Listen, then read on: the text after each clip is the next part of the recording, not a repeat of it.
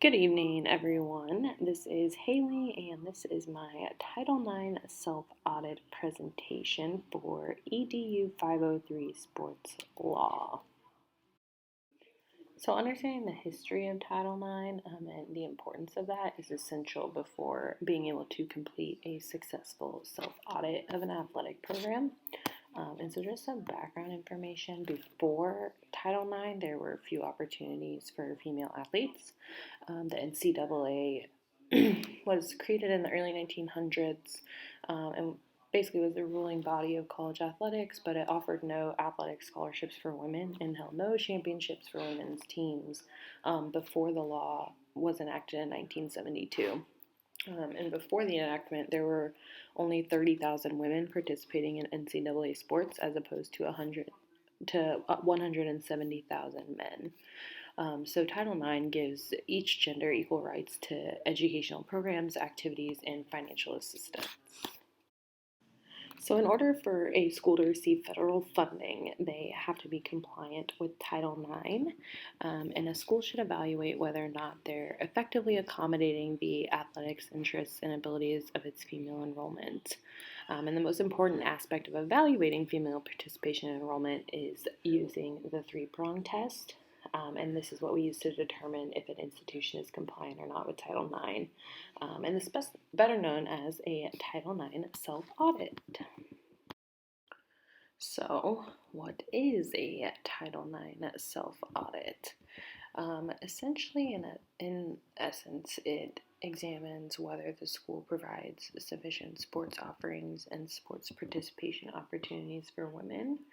And so they're looking to see if there's effective accommodation of athletic interests and abilities.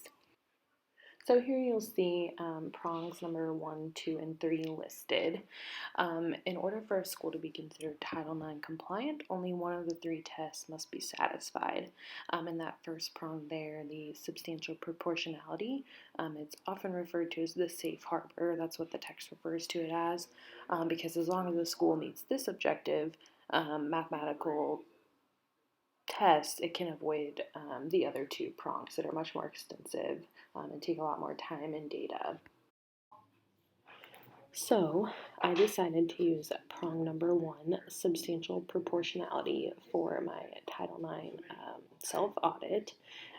And this prong is completely based on numbers and percentages of enrollment and student participation in athletics. And we're looking to see that the athletic participation rate of women is substantially proportional to the total enrollment percentage of women in the entire student body. The key word here being substantial, not strict. Also, the first prong is ideal because if schools can meet this mathematical test, they can avoid the more elaborate prongs that entail demonstrating the history and continuing practice of women's athletics programs expansion, or full and effective accommodation of women's athletics interests. So for my Title IX self-audit, I'm going to use Marshfield High School's 2018-2019 enrollment numbers. And to compute the compliance utilizing prong 1, there are 5 different percentages that we have to figure out. And the first one is the female enrollment percentage. And this is found by taking the total number of girls enrolled at the school and dividing it by the total amount of students enrolled at the school. So at Marshfield, that was 455 divided by 897, and that gave us 51% for the female enrollment percentage. The next number we had to compute was the unduplicated female participation rate, and this is when you take the number of girls participating in one or more sports, so in this case 162, and you divide it by the total students participating in one or more sports, which is 332, you get 49% for the unduplicated female participation rate. And then for the duplicated female participation rate, we take the total participations by girls in all sports, which is 171, and divide that by the total of boys and girls in all sports, which is 332, for a percentage of 51%. We then use these first 3 percentages to find the unduplicated participation variance and the duplicated participation variance. And so to do that, to find the unduplicated participation variance, we take the 51% and subtract it from the 49%, and we get a variance of 2%. And then for the duplicated participation variance, we take the 51% of female enrollment percentage and divide that by the 51% of the duplicated female participation rate, and we get a variance of 0. So this slide here just basically shows what was just mentioned in a chart format. So at Marshfield, there's a total enrollment of 897 students, and of those, 442 are males and 455 are females. And so that's graphed there in the entire student body column. So the blue is the total enrollment, and the yellow is the male enrollment of that, and then the green is the female enrollment of the student body. And then those next three bars show that of the 897 students, that 332 of them compete in MSHA sports.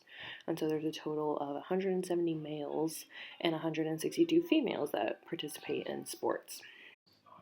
So this pie chart here relates back to the key issue of, is the athletic participation rate of women substantially proportional to the enrollment percentage of women? And so there on the left side, the green part of the pie chart is the total females enrolled at the school, and then the blue portion on the right side, is the total female athletes at the school, and they're almost nearly identical. So very low variance between the total females enrolled and the total female athletes. So what in the world do these numbers even mean? And so in order to decide officially if Marshfield is Title IX compliant, we had to look at the total percentage of female students in the high school to the total percentage of female athletes, in which there's a total population of 51% females and then a total female athlete population of 49%. So it's a variance of 2%. And the rule of thumb is less than a 5% variance, and you'd be considered Title IX compliant in a court of law. And so, therefore, using prong 1 as a reference, Marshfield Athletics is considered in compliant with Title IX. However, if the variance number would have exceeded 5%, I personally would have completed prong 2 and maybe prong 3 just to gauge the compliance more extensively. I decided to wrap up the presentation with just a brief highlight on the importance of a self-audit. These are important because it keeps the athletic director aware of potential red flags that might occur within a program without making any drastic changes. And this way, if they maybe do this every year, every 6 months or so, they'll be able to catch any potential of those red flags before something bad happens. And then this just keeps the athletic programs organized and aware of their data. That's one thing I've learned in this class for sure, is that got to be organized and know exactly know your numbers when you need to know them. Well, that concludes the presentation of a Title IX self-audit. I appreciate all the aspects of this course in fulfilling my intended master's degree here at William Woods, and I hope you have a very Merry Christmas.